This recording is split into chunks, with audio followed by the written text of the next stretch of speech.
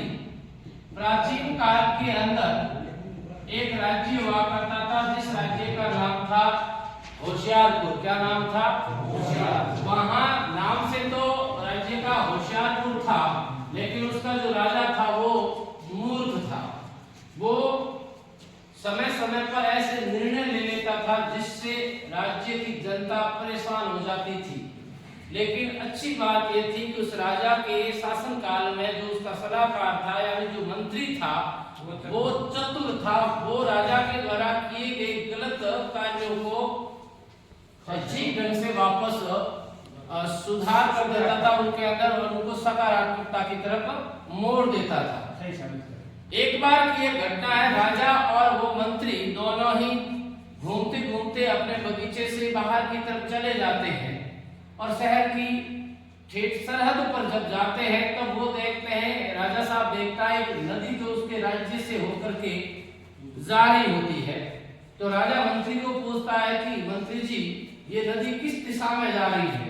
तो मंत्री ने कहा कि राजा साहब ये नदी पूर्व दिशा में जा रही है। फिर राजा ने पूछा चलो ये नदी पूर्व दिशा में जा रही है तो अपने राजा राज्य की बात में ये कहां जाती है? क्या अगले राज्य में जाती है? तो क्या अगले राज्य के द्वारा हमारे राज्य से होकर जाने वाली नदी के पानी को जब वो उपयोग में लेते हैं तो क्या हमें टैक्स या कर या कुछ शुल्क देते हैं कि नहीं देते हैं?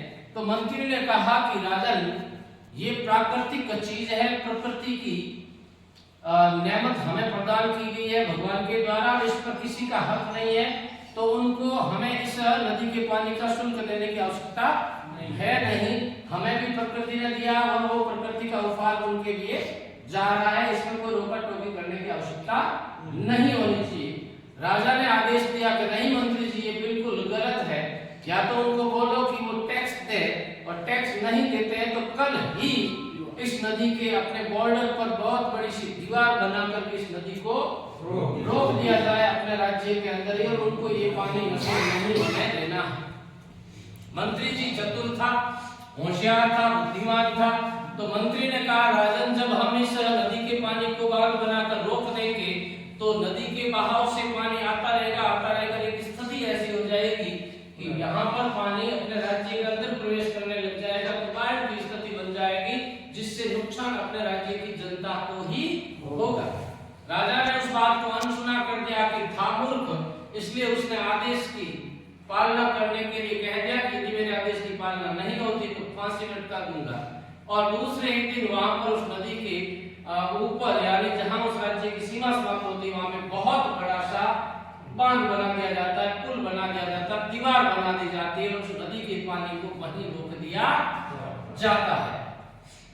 अब होता क्या है कि 5-6 दिन तक तो वो नदी का पानी लगभग नदी के अंदर समाहित रह जाता है, लेकिन धीरे धीरे जब पीछे से पानी आवक उसकी रहती है तो धीरे धीरे वो पानी गांव के अंदर या शहर के अंदर या फिर खेतों के अंदर प्रवेश करने लग जाता है। तो गांव वाले लोग दौड़े दौड़े आते हैं मंत्री जी के पास और मंत्री जी को बोलते हैं कि मंत्री जी ये कैसा काम कर दिया, इस दीवार के कारण नदी का पानी रुक रहा है, अपने गांव के अंदर प्रवेश कर रहा है। और इस प्रवेश को इसी प्रकार से यह सुचारू रूप से रहा तो एक दिन ऐसा आएगा 2-4 दिन बाद में हमारे गांव पूरे के पूरे बाढ़ से डूब जाएंगे। गांव तो डूबेंगे से डूबेंगे, आपका महल भी बचेगा नहीं। मंत्री जी ने इस मामले को बहुत गंभीरता से लिया और तुरंत राजा के पास गया और राजन को जाकर के बोला कि हे राजन जैसी मैंने आशंका दर्शाई थी ठीक वैसा ही हो रहा है। अब वो नदी का पानी गांव में प्रवेश करने लग गया। 2-4 दिन बाद में वो पूरा का पूरा पानी पूरे शहर के अंदर पूरे राज्य के अंदर फैल जाएगा, यहाँ तक कि अपना महल भी डूब जाएगा। राजा ने कहा मंत्री जी मैं पूरे दिन तलवारबाजी में बिजी था, बहुत थका हुआ हूं, मैं नींद लेना चाहता हूं, हम सुबह इस मुद्दे पर चर्चा करते हैं।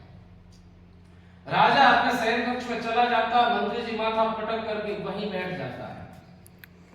कुछ भी समझ में नहीं आ रहा है क्योंकि राजा की आज्ञा के बगैर यदि दीवार को तुड़वाया जाए तो उसको पता था क्या मिलेगी, फांसी मिलेगी, आखिर था मूर्ख। तो मंत्री जी ने एक योजना बनाई कि काम कुछ ऐसा करें योजनाबद्ध रूप से कि राजा की अनुमति भी हो जाए और सजा भी नहीं मिले और लोग भी बच जाए, हमारा शहर भी बच जाए। तो मंत्री जी ने अपनी प्लानिंग के तहत गांव वाले जो समझदार लोग थे उनको अपने पास बुलाता, हाथों हाथ बाहर जाकर के, और उनको एक योजना बताता। उस योजना के अनुसार उस गांव, उस राज्य के अंदर एक घंटाघर का घड़ा लगा था, बहुत बड़ी सी घड़ी लगी थी। उस पर समय समय पर हर घंटे पर घंटी बजाई जाती थी। 1 बजते 1 घंटा बजाया जाता, 2 बजते हैं तो 2 घंटे बजाए जाते थे।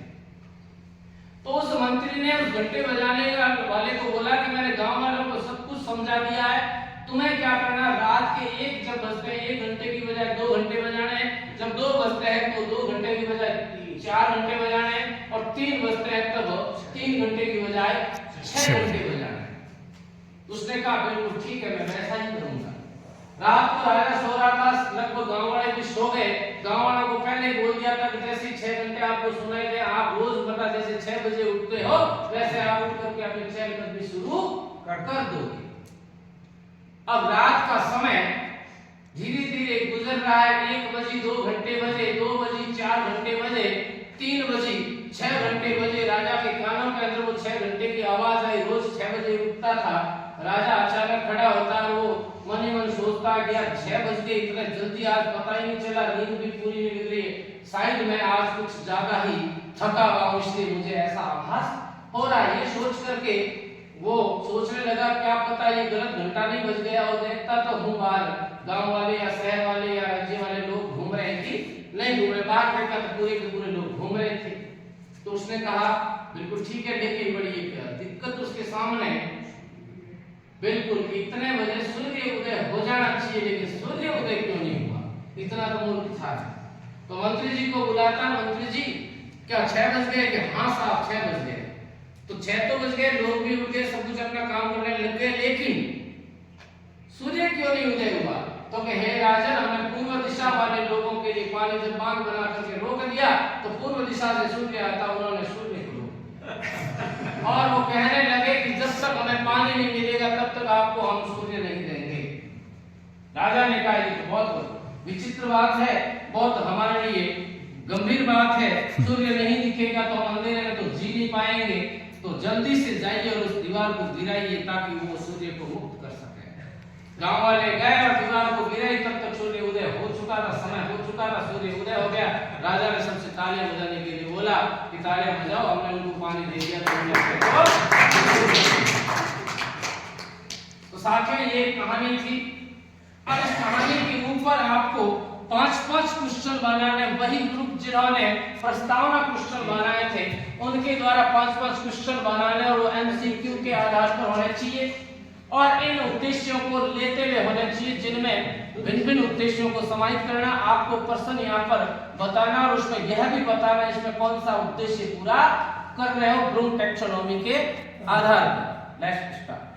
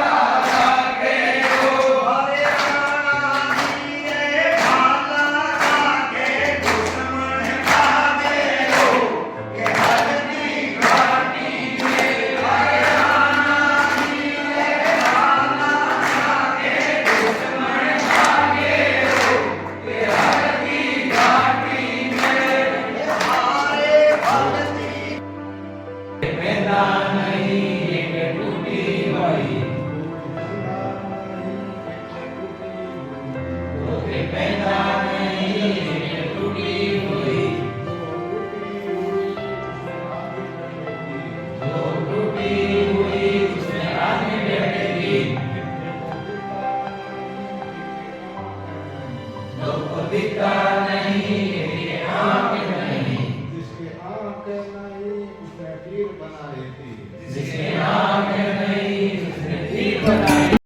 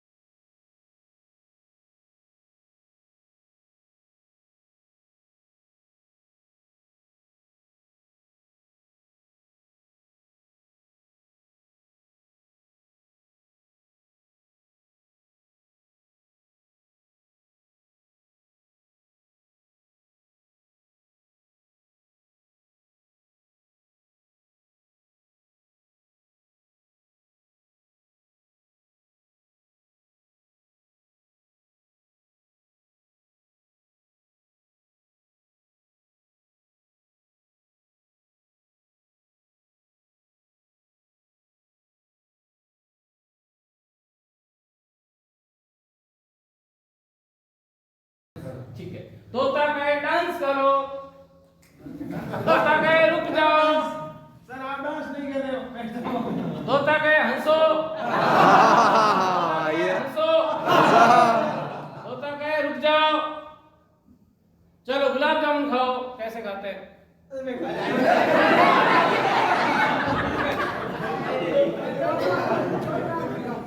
तो समझ में आया ना? Yes sir. तो बैठ जाओ।